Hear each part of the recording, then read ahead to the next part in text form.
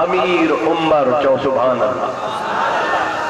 सैयदना अमीर उमर जो नालो ॿुधी ठरो था बरो था। सुभान अल्लाह चो। हिकड़ा अहिड़ा आहिनि जेके नालो ॿुधी मरी वेंदा ऐं इहे मरंदा छो न। 1400 साल अॻु में रसूलुल्लाह ॿुधाए विया हुआ त उमर तुंहिंजी उहा शख्सियत आहे जो जंहिं बि मदीने जे घिटीअ मां या मके जे घिटीअ मां या कंहिं बि ॻोठ जे रस्ते मां हिकिड़ो दफ़ो लंघे वेंदो आहे त उन्हीअ घिटीअ में पूरो महीनो शैतान ईंदो ई कोन्हे। यफिरु शैतान मिन ज़िल्ले उमर।